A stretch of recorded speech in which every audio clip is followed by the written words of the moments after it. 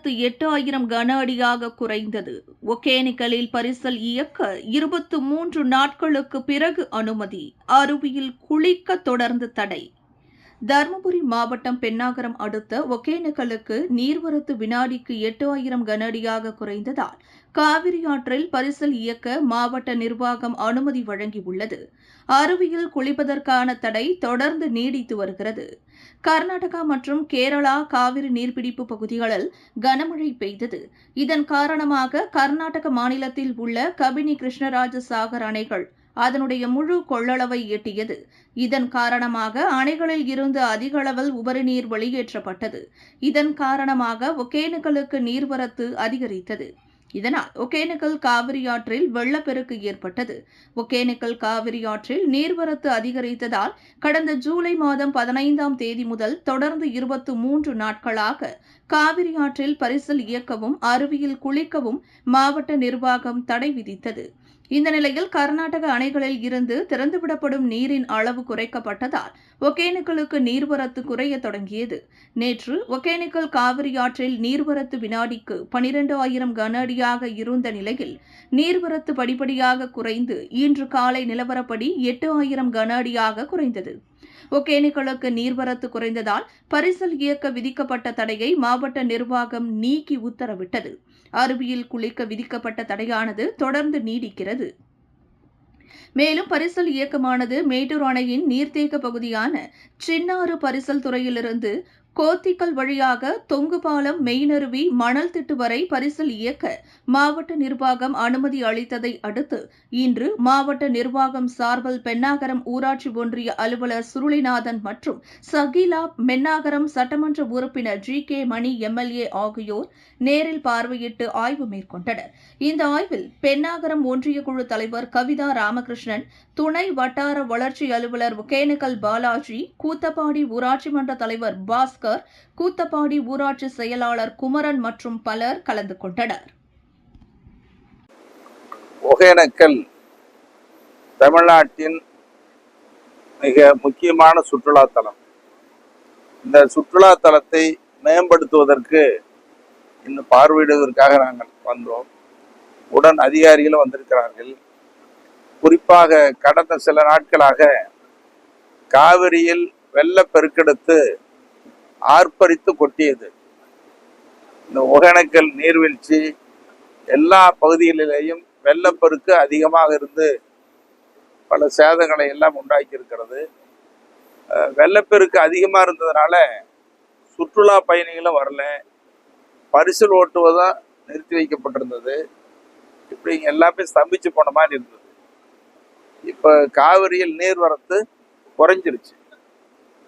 இப்போ இந்த நேரத்தில் நம்ம பிலிகுண்டு தமிழ்நாட்டினுடைய எல்லையில் நுழையிற இடத்துலையும் ஒகேனக்கல் பகுதியிலையும் 8,000 கன அடி தண்ணீர் வினாடிக்கு வந்து கொண்டிருக்கிறது. இப்படி குறைந்த அளவு தண்ணி வர்றதுனால சுற்றுலா பயணிகள் இங்கே வர்றதுக்கும் பரிசல் ஓட்டுறதுக்கும் சமைச்சு கொடுக்கறதுக்கு இவனுக்கெல்லாம் எந்த பாதிப்பும் இல்லை. அதனால நீர்வரத்து குறைந்த காரணத்தால் பரிசல் ஓட்டலாம், படகு ஓட்டலான்னு சொல்லி அதை இன்னைக்கு நாங்கள்லாம் சேர்ந்து அதிகாரிகள்லாம் துவக்கி வச்சிருக்கிறோம். அதனால ஒகேனக்கல் பகுதியில் காவிரி ஆற்றில் படகு சவாரி செய்யலாம். இன்று காலை முதல் படகு சவாரி செய்யலாம், துவக்கி வைக்கப்பட்டிருக்கிறது. இங்கே வர்ற பயணிகளுக்கு உணவு சமைக்கிறது, மற்ற பொதுமக்களுக்கு சுற்றுலா பயணிகளுக்கு தேவையான பணிகளை நடந்துட்டு அது போதாதுன்னு சொல்லி இன்னும் மேம்படுத்தணும்னா இந்த ஒகேனக்கல்ல மிக முக்கியமான பணியா நான் கருதுறது இந்த பாலம். நீர்வீழ்ச்சிக்கு செல்லக்கூடிய பாலம் ரொம்ப உயரம் கம்மியா இருக்குது. அடிக்கடி இது சேதமடையுது. பொதுமக்களுக்கும் சுற்றுலா பயணிகளுக்கும் மிகுந்த பாதிப்பு உண்டாகிற காரணத்தினால இந்த நீர்வீழ்ச்சிக்கு செல்லக்கூடிய இந்த நடைபாதை பாலத்தை உயரமா கட்டணும், அதே நேரத்தில் பலமா கட்டணும், எந்த பாதிப்பும் இல்லாத வகையில கட்டணும்னு சொல்லியிருக்கிறோம். அது கூட அதிகாரிகள் பொறியாளர்களை வச்சு, நல்ல பொறியியல் வல்லுநர்களை வச்சு சரியா ஆய்வு செய்து திட்டமிட்டு இந்த பாலத்தை உயரப்படுத்த வேண்டும். அதே நேரத்தில் பாதுகாப்பாக பலமான பாலமாக கட்ட வேண்டும் என்று அதிகாரிகளோடு ஆலோசித்து கொண்டிருக்கிறோம். இது பாலம் மிக முக்கியமானது. அதோட வெள்ளம் அதிகமாக பெருக்கெடுத்து வரும் பொழுதும் சரி, காவிரியில தண்ணி குறைஞ்சிருச்சுன்னா கூட இந்த சுற்றுலா பயணிகள் வந்து குளிக்கிறதே முடியாது. குளிக்க முடியாம சுற்றுலா பயணிகள் திரும்பி போறாங்க. அதுக்காக ஒரு செயற்கை நீர்வீழ்ச்சி உருவாக்குறேன்னு சொல்லி நான் அதிகாரிகள்கிட்ட சுற்றுலாத்துறையில தொடர்ந்து பேசிட்டு இருக்கிறோம். ஆகவே உடனடியாக அந்த செயற்கை நீர்வீழ்ச்சி இங்கிருந்து தண்ணி எடுத்து ஒரு நீர்வீழ்ச்சி செயற்கையா விட்டுட்டா குழந்தைகள், பெண்கள், பெரியவங்க, சுற்றுலா பயணிகள் யார் வந்தா கூட அவங்க குளிக்கலாம். அப்படி ஒரு செயற்கை நீர்வீழ்ச்சியை உருவாக்கணும்னு சொல்லி திட்டமிட்டு அதையும் இப்ப பார்வையிடுவதற்காக வந்திருக்கிறோம். அதோட வெள்ளப்பெருக்கு அதிகமா வர நேரத்துல இங்க வீடுகளுக்கெல்லாம் கடைகளுக்கெல்லாம் தண்ணி புகுந்துருது. அதுக்கு ஒரு தடுப்பு சுவர் கட்டணும்னு சொல்லி நீண்ட நாள் கோரிக்கை. பொதுமக்கள், இந்த பகுதியில் வாழும் கடை உரிமையாளர்கள், குடியிருப்பு மக்கள்லாம் சொல்றது தடுப்பு சுவர் வேணும்னு சொல்லி அந்த தடுப்பு சுவர் பணியும் உடனடியாக கட்டப்படும். அப்புறம் கரையோரத்துல படித்துறை இறங்கி போறவங்களுக்கு வர்றவங்களுக்கு எல்லாம் படித்துறை ரொம்ப பாதுகாப்பு இல்லாம இருக்குது. அடிக்கடி இருக்கிற படித்துறைகள்லாம் பழுதடைஞ்சு போயிடுது. அதனால பணமா தண்ணீரிப்பு இல்லாம படித்துறை கட்டணும்னு சொல்றோம். இப்படி இந்த ஒகேனக்கல் சுற்றுலா மையத்தை மேம்படுத்துவதற்காக இங்க நாங்கெல்லாம் அதிகாரிகளோட வந்து இன்னைக்கு காலையில பார்வையிட்டு இருக்கிறோம். இந்த தொடர்ந்து மேம்படுத்தும் பணிகள் விரைந்து நடக்கும்னு சொல்லி நாங்க அவரோட எதிர்பார்த்துருக்கோம். விரைந்து அந்த பணிகள் நடக்கும். இன்னொன்று மிக முக்கியமாக இப்ப கடைகள் நிறைய இருக்குது. சுற்றுலா பயணிகள் அதிகமா வரும் பொழுது தேவைகள் அதிகமா இருக்கிறதுனால ஒரு வணிக வளாகம் கட்டணும்னு சொல்லி நீண்ட நாள் கோரிக்கை. மாவட்ட ஆட்சித்தலைவர் கூட அது சொன்னாங்க. ஒரு வணிக வளாகமும் இங்க அமைக்கப்படும் சொல்லி அதையும் இப்ப பார்க்க போறோம். திட்டமிட்டு அதை நிறைவேற்ற போறோம். அதனால இனி வருங்காலத்துல தமிழ்நாட்டில் மிக சிறந்த சுற்றுலா தலமா, சுற்றுலா பயணிகள் அதிகம் வரக்கூடிய வகையிலையும் இங்க வந்தா பொழுதுபோக்கு அம்சங்கள் நிறைந்த ஒரு சுற்றுலா தலமா இது உருவாக்கப்படும்.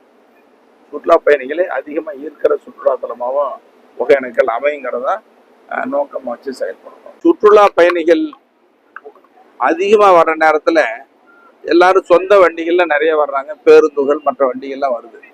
இப்போ வண்டிகள் நிறுத்துறதுக்கு இடம் இல்லாம ரொம்ப தவிக்கிறாங்க. அதனால இங்க ஒகேனக்கல் சுற்றுலா இங்க அருவிக்கு வர்ற இடம் முதலைப்பண்ணை, இப்போ 3 இடங்கள்ல வண்டி நிறுத்தும் இடத்தை அகலப்படுத்தணும், விரிவாக்கம் பண்ணணும்னு சொல்லி அதுக்கு உண்டான இடத்தை தேர்வு பண்ணி அதை செய்யறதுக்கு ஒரு திட்டம். 2வது, சுற்றுலா பயணிகளும் வருகை அதிகமா இருக்கு. குளிச்சுட்டு குடும்பத்தோட வந்து குளிச்சுட்டு துணி மாத்திக்கிட்டு அவங்க சமைச்சு சாப்பிட்டு போற மாதிரி சூழல். அதுக்கு வந்து குளிக்கிறதுக்கு உண்டான இடம் பாதுகாப்பான இடமா இல்லை. அவங்க துணி மாத்துறதுக்கு, பெண்கள்லாம் துணி மாத்துறதுக்கு இடம் இல்லாம இருக்கு. அப்போ சுற்றுலா பயணிகளும் இந்த இறந்தவர்கள் ஈமச்சடங்கு செய்ய வரக்கூடிய அந்த பெண்கள் குடும்பத்தினருக்கு அவங்க துணி மாற்றும் அறை, அப்புறம் சமைக்கிற இடம், சாப்பிட்ற இடம், பாதுகாப்பா இதெல்லாம் செஞ்சு கொடுக்கறதுக்கு அதுக்கு உண்டான திட்டமும் செஞ்சுட்டு இருக்கோம். விரைவில் அந்த பணிகளும் தொடர்ந்து நடக்கும்.